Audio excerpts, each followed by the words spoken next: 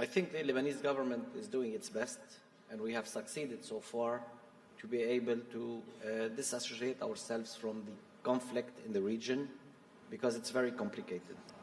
And I still insist that this conflict, to resolve this conflict, you have to go back to the roots. You have to go to the basics. Lebanon is an Arab country, end of the day.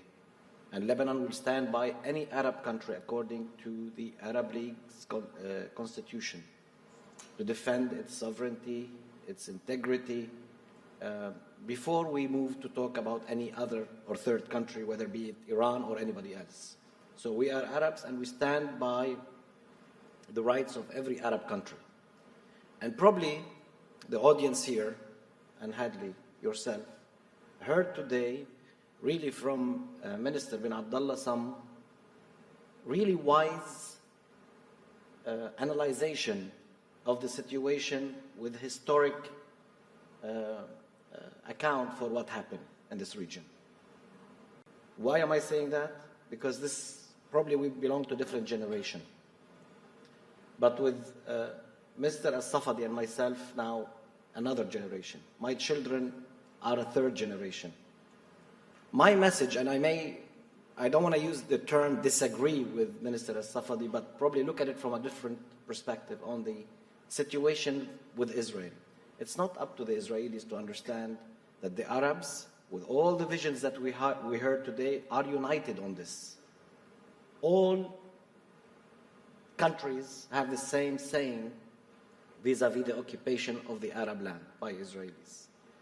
I think where I differ is it's up to the international community, and I want to go back to the words that were used by Minister bin Abdullah. The international community is who enforced Israel to become what it became. Israel, without the international community, would have not been able to occupy Palestine or the Arab lands, Golan, and even the southern part of Lebanon for a long time, and we still have occupied land until today. It's up to the international community to understand us.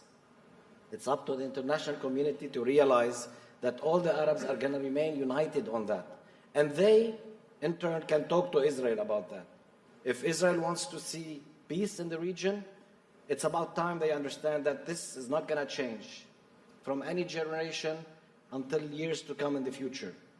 Things are changing. The balance of power is changing. Maybe at some point we thought the longer we remain, the more land we're going to lose, and Israel is going to get stronger. I see it differently today. Technology have changed things. Media, communication, social media. People in the West, people in Europe, in the United States now are seeing different stories that they weren't seeing before. Things are not going to be to the advantage of the powerful country that is powerful by military anymore. Things are going to change.